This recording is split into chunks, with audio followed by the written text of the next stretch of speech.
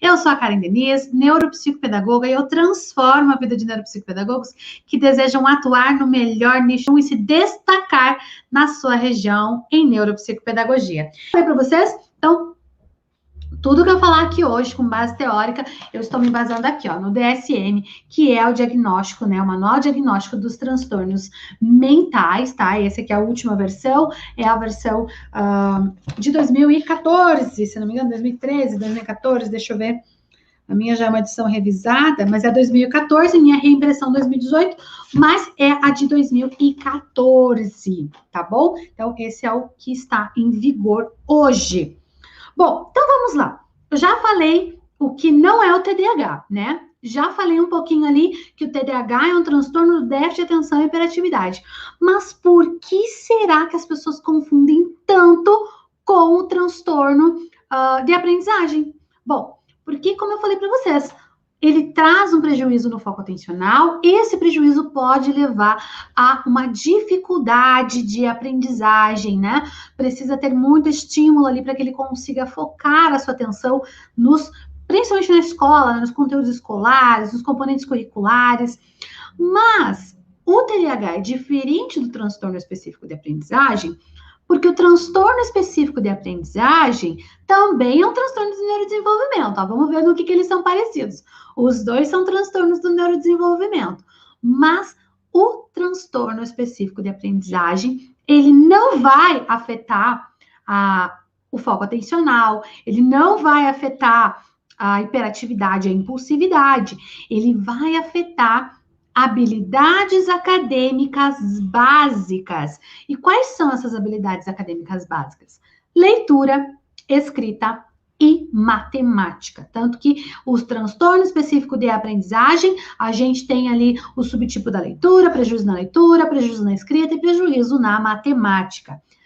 O TDAH, ele vai causar, às vezes, um prejuízo nessa aprendizagem, mas o foco do transtorno é a desatenção.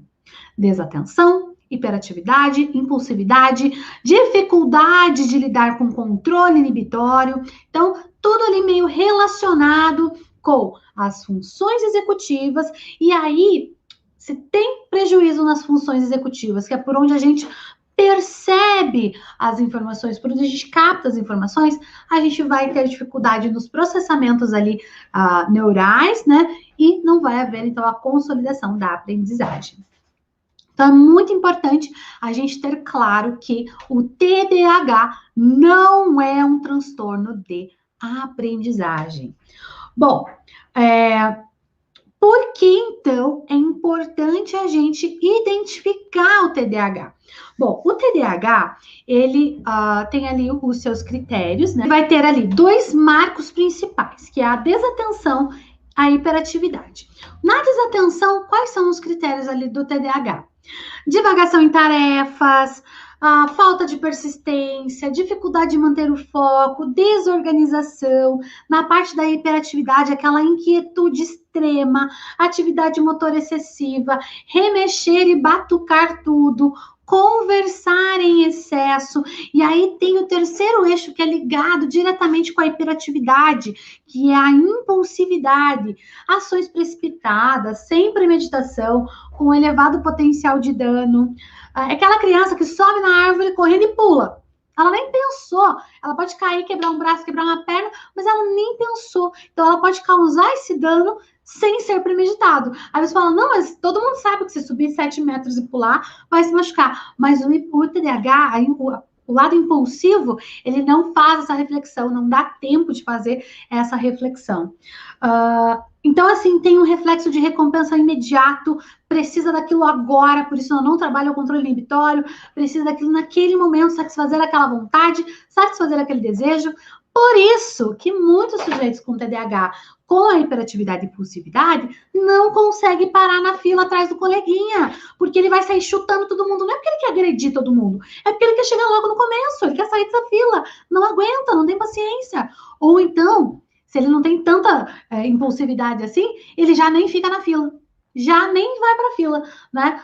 Isso questões das pessoas adultas. Quem né? Sempre, porque daí não é sempre, daí às vezes a gente faz isso, mas quem tem um comportamento de sempre, que precisa fazer alguma coisa, às vezes é questão de vida ou morte, mas tem uma fila, você não vai, porque você não entra na fila. Isso não é uma coisa, não é um momento específico, tá? Isso são comportamentos que são persistentes. O DSM, ele nos traz que para ser considerado o TDAH, esse sintoma, gente, ele tem que ser recorrente e persistente, no mínimo 6 meses na vida da pessoa. Não é porque hoje eu tô com preguiça de ficar numa fila, eu tenho TDAH. Não, por favor, hein, gente.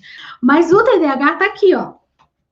Ele tem um padrão, ó. Primeiro critério diagnóstico, padrão persistente de desatenção e hiperatividade. Então, não é hoje que você está estressado, que você está com preguiça, que você está com pressa. Não. É um padrão que mesmo o dia que você não tem nada para fazer, você não está correndo contra o tempo, não está correndo contra o relógio, você não fica, tá? É uma coisa assim que não tem, como se falta o controle inibitório mesmo, você não tem controle sobre aquilo, se você não tomar consciência e não trabalhar. Calma. Tem intervenção para isso, fiquem tranquilos. Mas vamos lá. O TDAH, então, ele tem os critérios diagnósticos, são 2 critérios, é o critério A e o critério B. Dentro do critério A, a gente tem ali os critérios que marcam a desatenção. Dentro do critério B, nós temos os critérios que marcam a hiperatividade e a impulsividade. E assim, as características, então, elas são essas, né?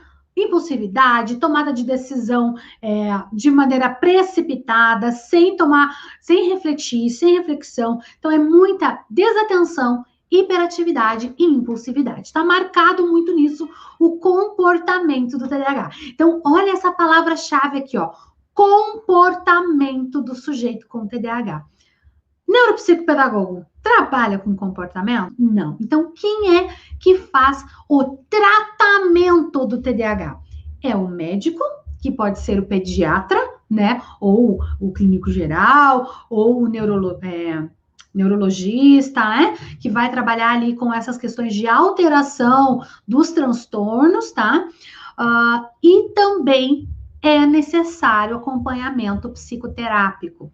Inclusive, se você entrar hoje lá no site da Associação Brasileira do Transtorno do Déficit de Atenção e Hiperatividade, lá tem uma aba que eles falam assim, qual é o tratamento, então, adequado para o TDAH? O tratamento adequado é medicação com acompanhamento médico, né? Então, a gente sabe aí das principais medicações que a gente usa no Brasil é a Ritalina, né? É metilfenidato, se não me engano, o nome do composto ativo, mas é a Ritalina, tá? É uma das mais, assim, utilizadas. Existem outras, tá?